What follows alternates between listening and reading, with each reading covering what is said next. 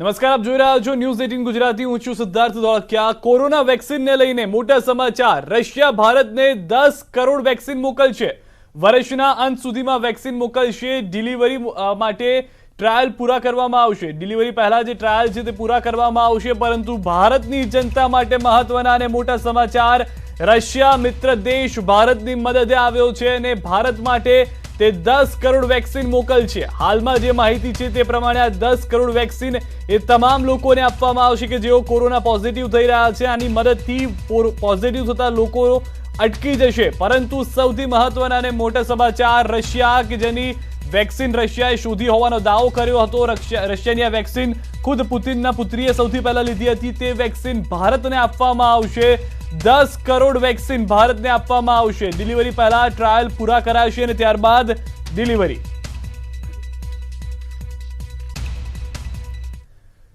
રાજસ્થાનના કોઠામાં આવેલી ચંબલ નદીમાં ગોઝારી દુર્ઘટના સર્જાઈ છે। નાવ પલટી જતા 11 લોકોના મોત થઈ ગયા છે। નાવ પલટી ત્યારે નાવમાં 30 થી વધુ લોકો સવાર હતા।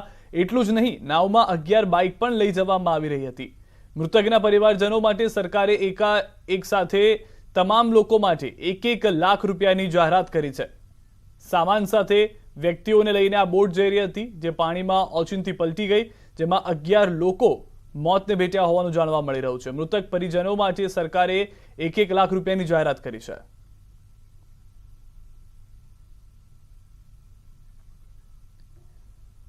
તો આસપાસથી લોકો મદદે આવ્યા। અન્ય જે બોટ ત્યાંથી પસાર થઈ રહી હતી તે મદદે આવી હતી, પરંતુ તે પહેલા જ 11 લોકો જેઓને તરતા ન આવડતું હોવાને કારણે જીવ ગુમાવ્યો હોવાનું જાણવા મળી રહ્યું છે। વાહનને લઈ જતી અને માણસોને લઈ જતી આ બોટ પલટી ખાઈ જતા 11 લોકોએ પોતાનો જીવ ખોવાનો વારો આવ્યો છે। લાઈફ જેકેટ પણ ન પહેર્યું હોવાથી સાથે તરતા ન આવડતું હોવાથી તે તમામ લોકોએ જીવ ખોવાનો વારો આવ્યો છે। આસપાસથી અન્ય લોકો મદદે આવ્યા, પરંતુ મદદ પહોંચી તે પહેલા 11 લોકો પોતાનો જીવ ખોઈ ચૂક્યા હતા।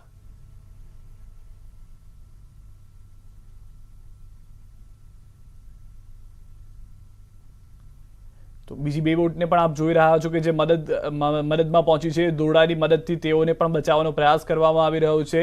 એક સમય એવો હતો કે જ્યારે બોટ પલટી ગઈ તો તમામ સામાન તો નદીમાં પડ્યો હતો, પરંતુ તેની સાથે જે લોકો સવાર હતા તેઓ પણ નદીમાં કૂદી ગયા અને જે લોકોને તરતા નહોતું આવડતું તેઓને હાલાકીનો સામનો કરવો પડ્યો।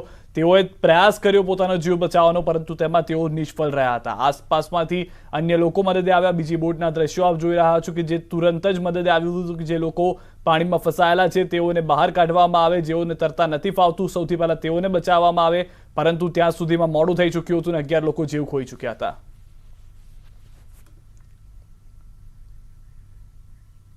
રાજકોટમાં કોરોનાનો કેર છે, તેવામાં કોંગ્રેસ નેતાના આક્ષેપથી સ્થાનિક રાજકારણમાં ગરમાવો આવ્યો છે। કોંગ્રેસ નેતા મહેત રાજપૂતે આક્ષેપ કર્યો કે કલેક્ટર અને મહાનગરપાલિકા કમિશનર વચ્ચે ઈગો વોર ચાલી રહ્યું છે। કલેક્ટરે સોંપેલા કામ મહાનગરપાલિકા કમિશનર કરતા નથી અને તેથી કોરોના વકરી રહ્યો છે। વધુમાં તેમણે આક્ષેપ કર્યો કે કલેક્ટરને હોમ આઇસોલેશનમાં મૂકવામાં આવ્યા છે અને તે એક ષડયંત્ર છે। ટૂંક સમયમાં કલેક્ટરની બદલી થશે તેવું પણ તેમણે ઉમેર્યું। આવું ભૂતકાળમાં બન્યું હોવાનું પણ તેમણે ટાંક્યું। રાજકોટના મ્યુનિસિપાલિટી કમિશનર શ્રી અને કલેક્ટર શ્રી વચ્ચે ક્યાંક ને ત્યાં બેયને ન ભળતું હોય, બેયના એકબીજા આદેશ ન માનતા હોય અને અહમનો જે ટકરાવ ચાલી રહ્યો હતો કે જે રીતે કમિશનર છે એ એક બેન્ચ કલેક્ટર કરતાં સિનિયર છે અને એનો ઈગો ક્યાંક ઘવાતો હતો, એટલે કલેક્ટરશ્રીના આદેશોને ઉલાળ્યો કરવામાં આવ્યો અને રાજકોટ શહેરની અંદર વધુમાં વધુ કોરોના ફેલાય અને એ જે પરિણામ છે એ આજે રાજકોટની પ્રજા ભોગવી રહી છે। જામનગરમાં વ્યાજખોરોનો ત્રાસ વધી રહ્યો છે। વ્યાજખોરોના ત્રાસથી એક યુવકે ઝેરી દવા પી આપઘાતનો પ્રયાસ કર્યો।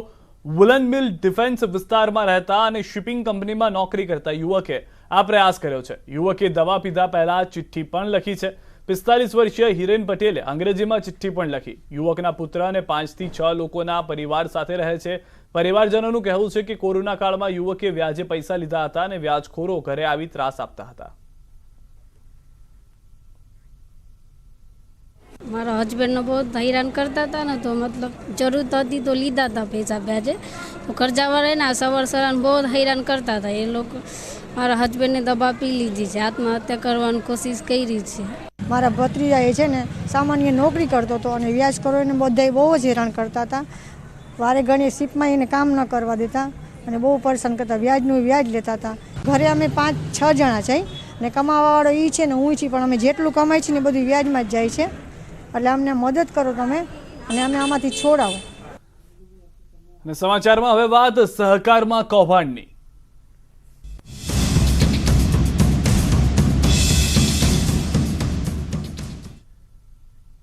એશિયાની સૌથી મોટી એપીએમસીમાં કરોડો રૂપિયાનો સેસનો વિવાદ વકર્યો છે. ક્લાર્કે સૌમિલ પટેલે જે પુરાવા સહિત કરેલા આરોપ છે, ત્યારબાદ એક પછી એક નવા ખુલાસાઓ થઈ રહ્યા છે.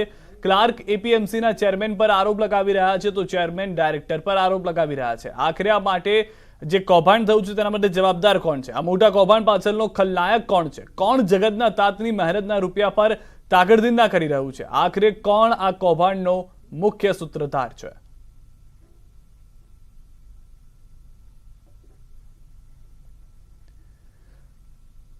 તો ઊંઝા એપીએમસી કેસ કૌભાંડનો આક્ષેપ ચેરમેન દિનેશ પટેલે કર્યો છે. ઘટસ્ફોટ ન્યૂઝ 18 સાથે વાતચીતમાં ઘટસ્ફોટ કર્યો.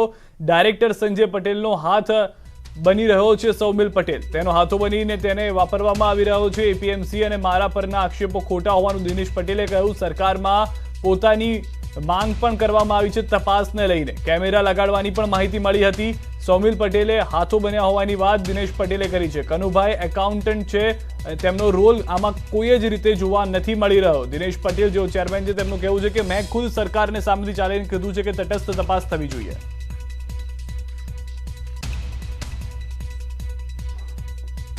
દિનેશભાઈ, આપની ઉપર ગંભીર આરોપો આપણા જ કર્મચારી હતા એપીએમસીના એ લગાડી રહ્યા છે, જે રીતે પૈસાનું કૌભાંડ કર્યું છે, પૈસા લેવામાં આવી રહ્યા હતા. શું કહેવું છે આપનું? કેટલાક દિવસ પહેલાં કોઈ ખાનગી માહિતીના આધારે અમારા સેક્રેટરીને ધ્યાનમાં આવ્યું કે આ વિભાગની અંદરનો જે કર્મચારી છે એણે આવા કોઈ કેમેરા લગાવી અને અહીંની માહિતીને ક્યાંક વાયરલ કરે છે અથવા તો કે કોઈને ઓફિસની માહિતી આપે છે. તો સેક્રેટરી તરત જ એને સામે એને બોલાવી એણે કબૂલ પણ કર્યું કે હા મેં કેમેરા લગાવ્યા હતા. અને કોઈ પણ જ્યારે જવાબદાર કર્મચારી આવું કૃત્ય કરે તો અમારા વહીવટી અધિકારી સેક્રેટરીએ એની સામે પગલાં લીધા. એને પેલું કર્યું. આ કર્મચારી છે એ ખરેખર કોઈ રાજકીય હાથો હોય તો જ આવું બન્યું હોય. અને આના માટે અમે પણ એમ જ છીએ કે ભાઈ આના માટે તટસ્થ તપાસ થવી જોઈએ. અમે અમારી કમિટી નિમી એની સામે શિસ્તભંગના પગલાં લેવા એને પ્રયત્નો કર્યા. એને મેમો પણ આપ્યો. એ છેલ્લા 4 દિવસે એને જ્યારે જવાબ લખાવવા માટે બોલાવ્યો તો એ ગુમ છે, બિલકુલ ઓફિસમાં પણ આવતો નથી. એણે જે સ્પષ્ટતા ખુલાસો કર્યો એની નીચે પણ એવી સહીથી સહી કરી કે સહી 10 મિનિટમાં ઉડી જાય. આ બધા કારસ્તાન શા માટે કરવા પડે? આ કર્મચારી અગાઉ પણ કેટલાક આવા ગુનાહિત પ્રવૃત્તિઓમાં સંકળાયેલો હતો. એ ઓન રેકોર્ડ પણ છે અમારી જોડે. દિનેશભાઈ, તમે જે કહી રહ્યા છો પણ કેનો હાથો બની રહી છે? કારણ કે એપીએમસી બદનામ થાય છે. જે એશિયાની સૌથી મોટી એપીએમસી, સૌથી વધુ હુંડિયામણ લાવતી એપીએમસી, તે એક બદનામ થઈ રહી છે. કયા વ્યક્તિના કારણે હાથો બનાવી રહ્યો છે? કેટલાક દિવસો પહેલાં ઊંઝામાં જીએસટી કૌભાંડ, જુગારધામ ને આ બધું પકડાયું હતું, બરાબર. એની સાથે સંકળાયેલા નગરપાલિકાના જે પ્રમુખ છે એમના સગા છે એનું જુગારધામ પકડાયું હતું અને એ પણ અહીંયા ડિરેક્ટર તરીકે છે. આ કર્મચારી અહીંયા આગળ સેક્રેટરી છે, બીજા બધા ડિરેક્ટર છે, ચેરમેન છે, કોઈને પણ ફરિયાદ કર્યા વગર એમની જોડે જઈને ફરિયાદ કરે છે. આ ઉપરથી સીધું ફલિત થાય છે કે એમનો હાથો બની ગયેલો છે. પણ દિનેશભાઈ, એ જ વાત છે કે તો ઊંઝા એપીએમસી સેસ કૌભાંડ મામલે ચેરમેનના આક્ષેપો પર ડિરેક્ટરે પણ જવાબ આપ્યો છે. દિનેશ પટેલના હતા સંજય પટેલ પર આક્ષેપ. ડિરેક્ટર સંજય પટેલે કર્યો ખુલાસો. સૌમિલના પુરાવા સાચા. સંજય પટેલ એવું કહેવું છે કે જે સૌમિલે પુરાવા આપ્યા છે તે સાચા હોઈ શકે છે. ચેરમેન વર્સિસ ડિરેક્ટરની આ જંગ હવે જોવા મળી રહી છે.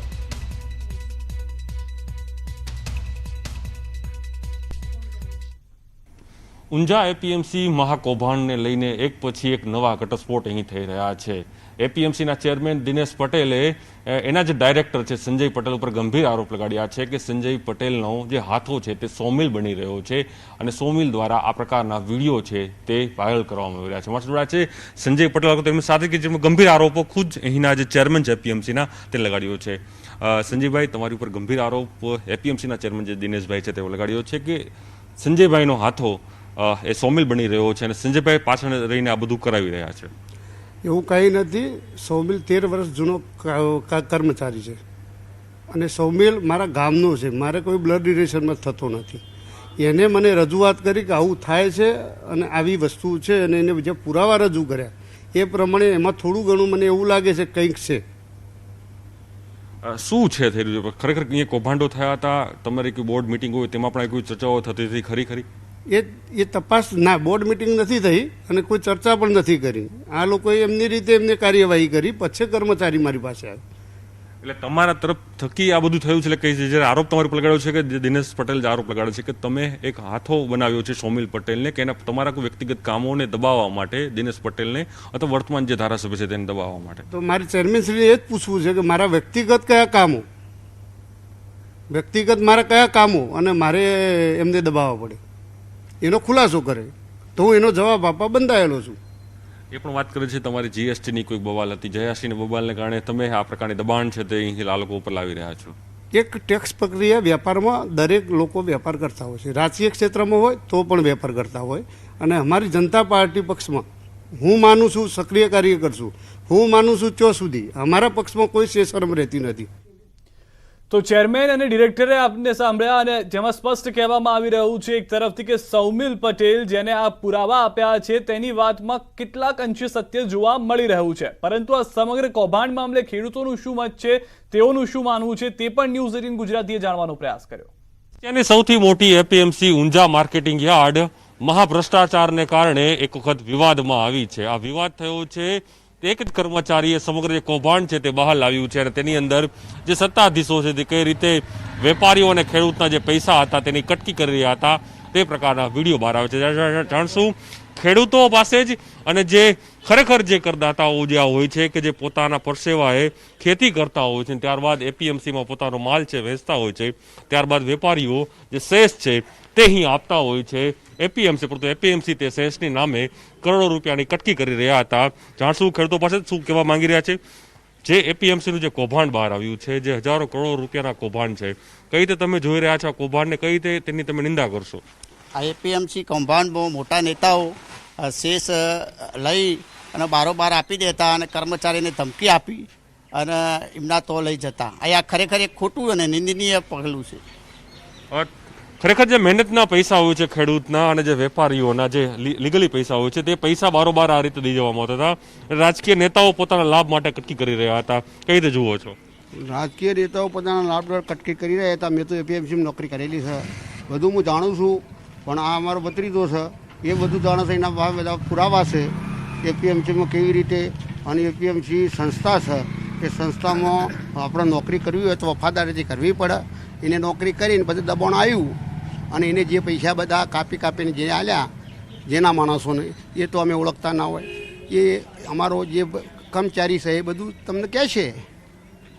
ખરેખર આ જે વિવાદ છે બહુ વકરવા જઈ રહ્યો છે. તમારું શું કહ્યું? જે એપીએમસી ઊંઝા એપીએમસી સૌથી મોટી એપીએમસી સમગ્ર એશિયામાં સૌથી મોટું નામ ધરાવે છે, પણ જે રીતે આ કૌભાંડોમાં બહાર આવી રહી છે, તમને જે ખેડૂત તરીકે કેવું થઈ રહ્યું છે? તમને ખેડૂત તરીકે અમને એવું લાગે છે કે આમાં ખેડૂતને મોટું નુકસાન છે. ભ્રષ્ટાચાર થાય એ નામે ખરાબ વસ્તુ છે.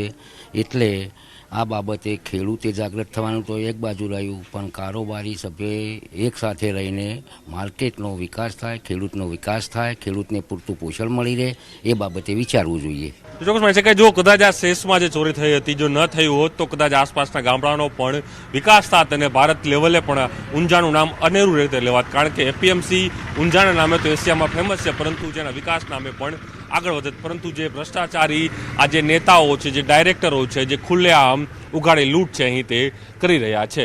કેમેરા પ્રકાશ શર્મા સાથે પ્રણવ પટેલ, ન્યૂઝ 18 ગુજરાતી, ઊંઝા. સમાચારોમાં હાલ રોકાઈશું વિરામ માટે. આપ જોડાયેલા રહો ન્યૂઝ 18 ગુજરાતી. વિરામમાં આપનું સ્વાગત છે. રાજ્યમાં હાલ શાળાઓ નહીં ખુલે. 21 સપ્ટેમ્બર બાદ રાજ્યમાં શાળાઓ નહીં ખુલે. ધોરણ 9 થી 12ના વિદ્યાર્થીઓ શાળાએ નહીં જઈ શકે. કેન્દ્રની ગાઈડલાઈનનો રાજ્યમાં હાલ અમલ નહીં કરવામાં આવે. કોરોનાની સ્થિતિને જોતા રાજ્ય સરકારે આ નિર્ણય કર્યો છે કે 21મી પછી પણ 9 થી 12ના ધોરણોના વિદ્યાર્થીઓ માટે જે શાળા ખોલવાની વાત કરવામાં આવી હતી, કેન્દ્ર સરકારની ગાઈડલાઈનમાં તેનો મરજિયાત તરીકે ઉપયોગ કરવામાં આવ્યો હતો શબ્દનો. તે મરજિયાત શબ્દનો જ ઉપયોગમાં કરી અને હવે શાળાઓને દિવાળી સુધી ખોલવામાં નહીં આવે. 21મીથી જે માર્ગદર્શન મેળવવા માટે ની ગાઈડલાઈન છે જે સંપૂર્ણપણે મરજિયાત છે, એનો અમલ ગુજરાત સરકાર નહીં કરે. ભવિષ્યમાં અનુકૂળ સમય સંક્રમણ ઘટે ત્યારબાદ જ આનો અમલ કરવાનો આજે કેબિનેટમાં નિર્ણય લેવાયો છે. તો 21 સપ્ટેમ્બરથી વિધાનસભામાં ચોમાસું સત્ર શરૂ થશે. તમામ ધારાસભ્યોનો કોરોના ટેસ્ટ થશે. 5 દિવસનું વિધાનસભામાં ચોમાસું સત્ર મળશે અને 24 સરકારી વિધેયક ગૃહમાં રજૂ કરવામાં આવશે. આ દરમિયાન 24 સરકારી વિધેયક જો પાસ થઈ જાય છે તો 5 દિવસના સત્રનો જલ્દી પણ અંત આવી શકે છે.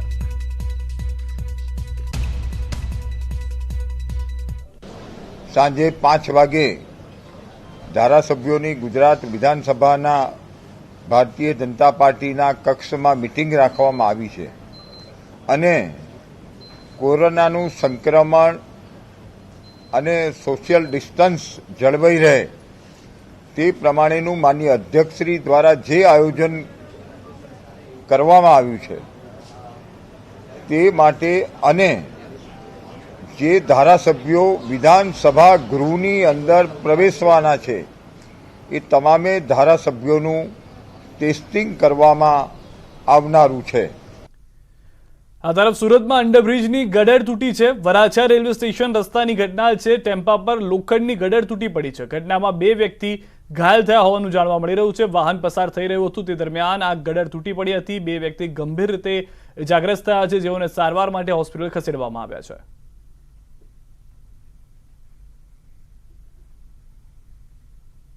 તો એક ટ્રક પણ પસાર થઈ રહ્યો હતો તે દરમિયાન ટ્રકના ડ્રાઈવર સહિત કંડક્ટર જે તેની સાથે હતો મદદમાં, તેને પણ સહાયકને પણ ખૂબ જ ગંભીર ઈજાઓ થઈ છે.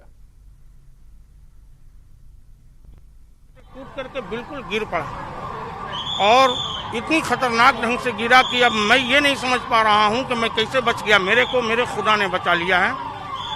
और यहाँ एक मोची भाई काम कर रहा था, उसके दोनों पैर यहाँ से बर्बाद हो गए हैं. यहाँ तक मांस और हड्डियाँ टूट कर बिखर गई हैं. ये आइसर में ड्राइवर बुरी तरह जख्मी है, इसको भी लोग हॉस्पिटल लेकर के गए हैं. यानी कुल मिला जुला करके बहुत करीब से हमने मौत को देखा है.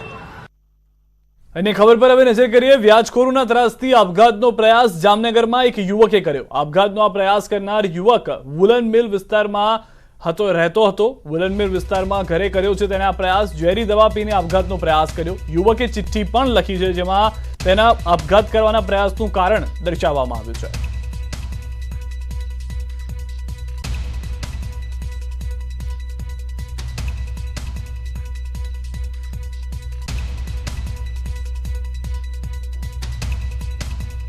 ભરૂચમાં એનએસયુઆઈના કાર્યકરોના દેખાવો. કકડિયા કોલેજમાં એનએસયુઆઈના દેખાવો જોવા મળ્યા. પોલીસે દેખાવકારોની હટાવી દેવામાં આવ્યા છે. પેપર લીક અંગે કર્યો હતો વિરોધ. એમકોમ પાર્ટ 2 ની હતી પરીક્ષા. પેપર લીક થયા હોવાને લઈને વિરોધ કરવામાં આવ્યો હતો. પ્રદર્શનકારીઓને પોલીસને હટાવી દીધા હોવાનું હાલમાં જાણવા મળી રહ્યું છે.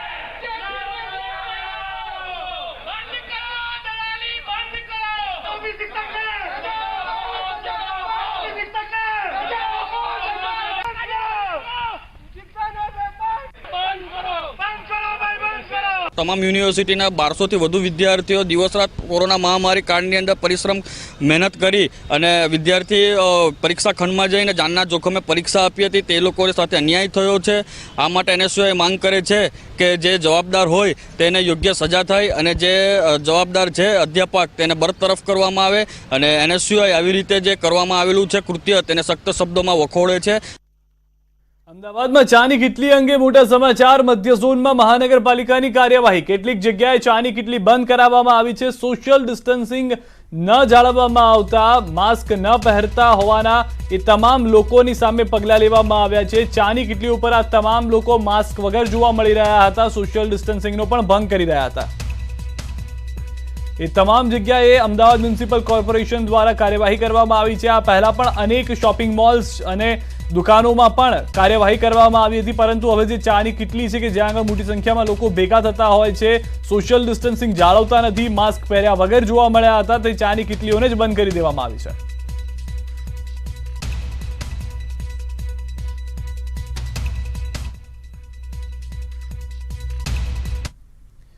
જામનગરમાં સ્મશાનની વ્યવસ્થાની માંગ કરવામાં આવી છે. સાથે વિપક્ષી કોર્પોરેટર 3 દિવસના ઉપવાસ પર ઉતર્યા છે. ત્રીજા સ્મશાનની વ્યવસ્થાની માંગ સાથે કોર્પોરેટર દેવસિંહ આહિરે કહેવું છે તેમનું કે મહાનગરપાલિકાની સામાન્ય સભામાં સ્મશાનને મંજૂરી અપાઈ છે, છતાં ત્રીજું સ્મશાન બન્યું નથી. પહેલા દિવસે મહાનગરપાલિકામાં વિપક્ષ નેતા અને કોર્પોરેટર્સ જોડાયા હતા.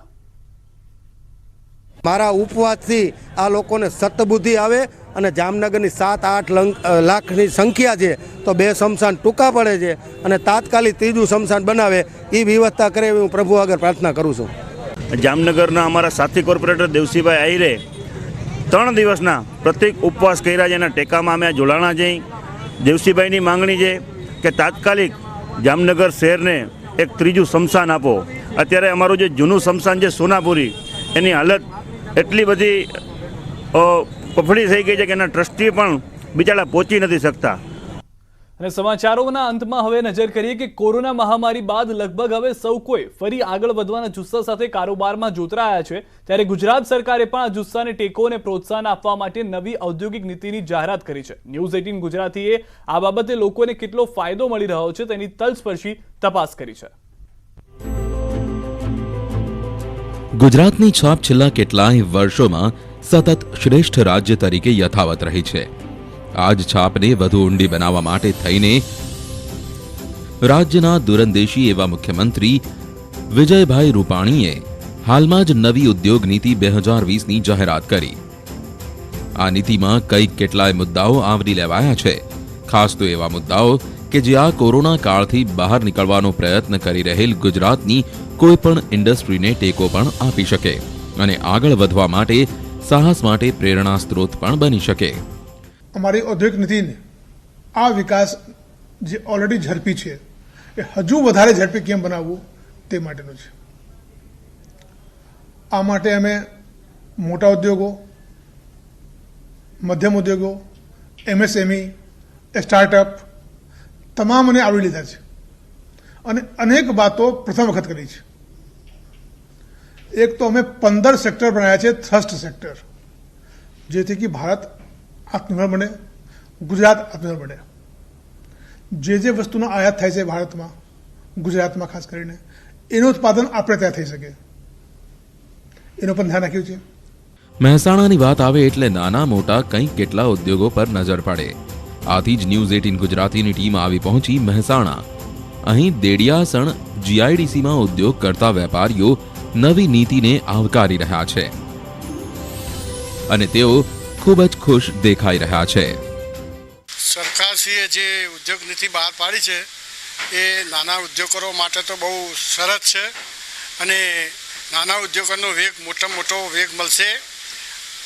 બીજું કે જે સરકારે ઉદ્યોગ નીતિમાં બેંકોને પણ જે લોન આપવાનું કહ્યું એમાં પણ નાના ઉદ્યોગો જે દુકાનદારો છે, લેથ મશીનવાળા છે, આ બધાને વેગ આપતો હાલ એને વેગ મળી રહ્યો છે અને ઉદ્યોગો હાલ અમારા ત્યાં લગભગ 80% જેવા ઉદ્યોગો ચાલુ થઈ ગયા છે અને અમને એનો લાભ પૂરેપૂરો મળ્યો છે. સ્વાભાવિક જ નાના ઉદ્યોગકારોને બજાર ઉદ્યોગ કરતા પણ ઓછું ભાડું ચૂકવવું પડતું હોય તો ફાયદો તો થવાનો જ છે. ઉપરથી જમીન ભાડા પટ્ટે મળે અને ઉપરથી લોન લેવામાં પણ સરળતા. આટલી સહાય મળવા પાત્ર હોય ત્યારે ખરેખર કોઈ પણ ઉદ્યોગપતિને સાહસ કરવામાં ફેરવિચાર ન કરવો પડે. એ તો ઠીક, પણ સાથે સાથે જે કોઈ પણ મૂડી રોકાણ કરાયું હોય તેના પણ 12% રકમ પરત કરવામાં આવે છે, જેનાથી કારોબારમાં વધુ નાણાં રોકીને ઉદ્યોગપતિઓ આગળ વધી શકે. વીજળીથી લઈને સસ્તા દરે અપાતી લોન સુધી દરેક પ્રકારના મુદ્દાઓ અહીં રાજ્યની ગતિશીલ રૂપાણી સરકારે આવરી લીધા છે, જેથી નવા એકમોને ખાસ મદદ મળી રહી છે. દેડિયાસણ GIDCમાં અંદાજિત 600 કરતાં વધુ ઉદ્યોગો આવેલા છે, જેમાં પ્લાસ્ટિક, પૂંઠા બનાવવા, કાગળના કાર્ટન બનાવવા, પાઇપ, કેમિકલ, પેપર સહિતના ઉદ્યોગો અહીં સ્થાપવામાં આવ્યા છે. ત્યારે આ ઔદ્યોગિક નીતિથી આ તમામ લોકોને આગામી દિવસોમાં અસર થશે. સરકારશ્રીએ જે 2020માં નવી ઔદ્યોગિક નીતિ બહાર પાડી તે આગામી સમયમાં ખૂબ જ ફાયદાકારક નીવડશે અને નાના મોટા દરેક ઉદ્યોગને વેગવંતો બનાવવામાં આવશે. કર્મચારીઓને રોજીરોટી નવી મળી રહેશે અને એ સિવાય જે નવું ફંડ બાબતે પણ જે સહાયો જાહેર કરી સરકારે તે ખૂબ લાભદાયી નીવડશે એવું અમારી અપેક્ષા અને આશા છે. ગુજરાત એ અન્ય રાજ્ય કરતાં વધુ વિકાસશીલ અને પ્રગતિ કરતું રાજ્ય છે, ત્યારે આ પ્રગતિમાં રાજ્યના નાનાથી લઈ મોટા ઉદ્યોગકારો મોટો ભાગ ભજવી રહ્યા છે। ત્યારે રાજ્યના તમામ ઉદ્યોગકારોને પોતાના ધંધામાં વધુ પ્રગતિ કરે અને નવયુવાનો પણ આ ઉદ્યોગોમાં જોડાય તે માટે સરકાર દ્વારા નવી ઔદ્યોગિક નીતિમાં અનેક સુવિધાઓ ઉદ્યોગકારોને આપી છે। આ નવી પોલિસીમાં તાલીમ માટે પણ ખાસ જોગવાઈ કરવામાં આવી છે। વ્યક્તિગત તાલીમ લેનારા વ્યક્તિને સરકાર તરફથી 15,000 રૂપિયા સુધીનું વળતર પણ આપવામાં આવે છે, જેથી ઉદ્યોગની સાથે સાથે તેના કામદારોને પણ આગળ આવવાની તક મળે છે। અમારી આ તપાસમાં એક વાત સ્પષ્ટ સામે આવી છે કે ગુજરાતમાં એમએસએમઈ ઉદ્યોગોની સંખ્યા વધી પણ રહી છે। તે એ વાતને સાબિત કરે છે કે ગુજરાતમાં ઉદ્યોગ ક્ષેત્રે નવી ક્રાંતિની શરૂઆત થઈ ચૂકી છે।